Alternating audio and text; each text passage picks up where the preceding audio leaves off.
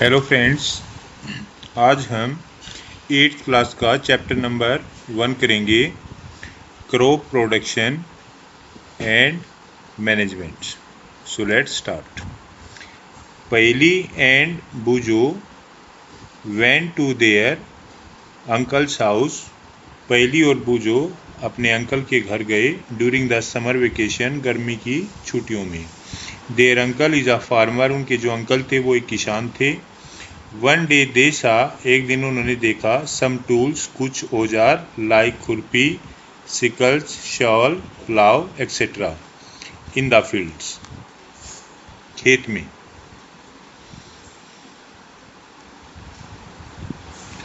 I want to know where and how we use this tools. I want to know, मैं जानना चाहता था, where and how we use this tools, कि इन tools को कैसे और कहाँ प्रयोग किया जाता है। यू हैव लर्नड, आपने सीखा, दैट ऑल लिविंग ऑर्गेनिज्म, की जो सभी लिविंग ऑर्गेनिज्म हैं, रिक्वायर फूड, उन्हें भोजन की आवश्यकता होती है। Plants can make their food themselves, plants अपना भोजन स्वयं बना सकते हैं। Can you recalls how green plants synthesise their own foods, कि जो ग्रीन प्लांट्स होते हैं वो अपना भोजन कैसे बनाते हैं। Animal including human can not make their on food, जो एनिमल्स होते हैं जैसे ह्यूमन बींग है, वह अपना भोजन स्वयं नहीं बना सकते। So where do animal get their food from, तो एनिमल जो है वो कहाँ से अपना भोजन प्राप्त करते हैं। But first all why do we have to eat food, लेकिन first of all why do we have to eat food, हम भोजन क्यों खाते हैं। यू ऑलरेडी नो, आप पहले ही जानते हो, दैट कि energy from the food is utilise by organism, कि जो एनर्जी प्राप्त होती है भोजन से वो ऑर्गेनिज्म के द्वारा यूटिलाइज की जाती है। For carrying out their various body function, विभिन्न प्रकार के बॉडी फंक्शन के लिए उनको यूटिलाइज किया जाता है, जैसे सच एज डाइजेशन, जैसे डाइजेशन, रेस्पिरेशन एंड एक्सक्रेशन, और एक्सक्रेशन उत्सर्जन। We get our food from plants, हम अपना भोजन प्लांट से प्राप्त करते हैं, और एनिमल्स, एनिमल से, और बोथ, दोनों से। Since we all need food, क्योंकि हमें भोजन की आवश्यकता होती है।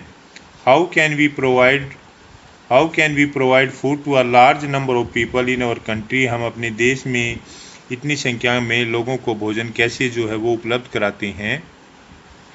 Food has to be produced on a large scale, जो भोजन का उत्पादन है वो लार्ज स्केल पर जो है वो किया जाता है, बड़े स्तर पर भोजन का उत्पादन किया जाता है। In order to provide food for a large population, regular production, proper management and distribution is necessary, large scale पर जो है वो भोजन उपलब्ध कराने के लिए नियमित रूप से जो है वो प्रोडक्शन किया जाता है, प्रॉपर मैनेजमेंट किया जाता है, और डिस्ट्रीब्यूशन जो है उसको बहुत ज़रूरी है, वो प्रॉपर प्रोडक्शन, डिस्ट्रीब्यूशन और मैनेजमेंट जो है वो ज़रूरी है लार्ज स्केल पर भोजन उपलब्ध कराने के लिए। Agriculture practices. Till 10,000 BCE people were nomadic, 10,000 साल पहले जो है, 10,000 साल तक आदमी जो है वो जंगलों में इधर उधर घूमता रहता था, उसका कोई स्थायी निवास नहीं था। दे वर वंडरिंग इन ग्रुप्स, वो समूह में एक इधर उधर घूमता था, फ्रॉम प्लेस टू प्लेस, एक स्थान से दूसरे स्थान पर, इन सर्च ऑफ फूड, भोजन की तलाश में, एंड शेल्टर्स, और आश्रय की स्थान खोज में। दे एट रॉ फ्रूट्स, वो कच्चे फल खाता था, एंड वेजिटेबल्स, और सब्जियां, एंड स्टार्टेड हंटिंग एनिमल्स, और उसने पशुओं का शिकार करना शुरू कर दिया, फॉर फूड, भोजन के लिए।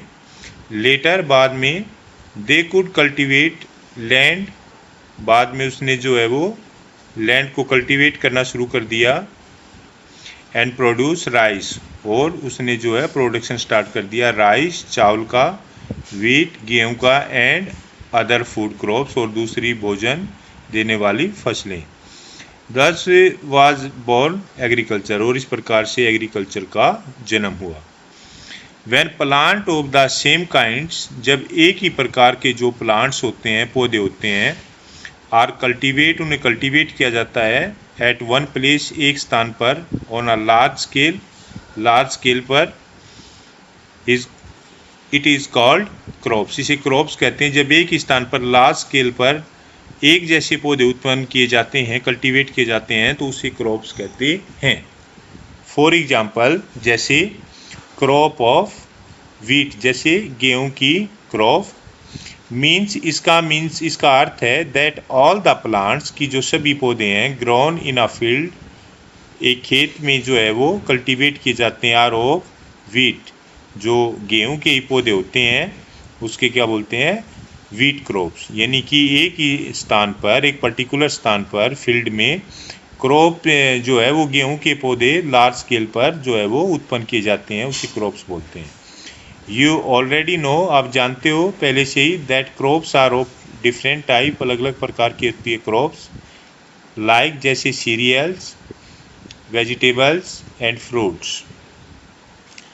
These can be classified on the basis of the season in which they grow।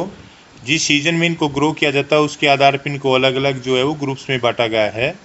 India is a vast country, India जो एक बहुत बड़ा देश है। द क्लाइमेटिक कंडीशन, जो क्लाइमेटिक कंडीशन है हमारे देश की, लाइक टेम्परेचर, जैसे temperature, humidity and rainfalls, vary from one region to another, एक जगह से दूसरी जगह पर अलग अलग होती है, क्योंकि कहीं बारिश कम होती है, कहीं ज़्यादा होती है, कहीं टेम्परेचर कम होता है, कहीं ज़्यादा होता है, कहीं ह्यूमिडिटी कम होती है तो कहीं ज़्यादा होती है।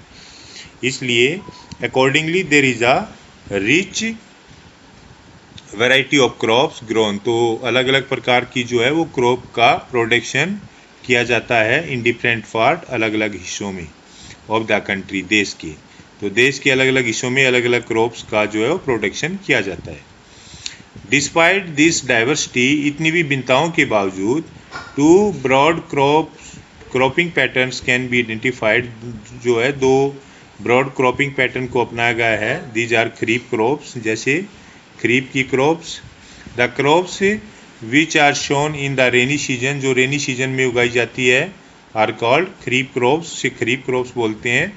द रेनी सीजन, जो बारिश का मौसम होता है, in India is generally from June to September, देश में, हमारे देश में, भारत में जून से सितंबर तक होता है बारिश का मौसम।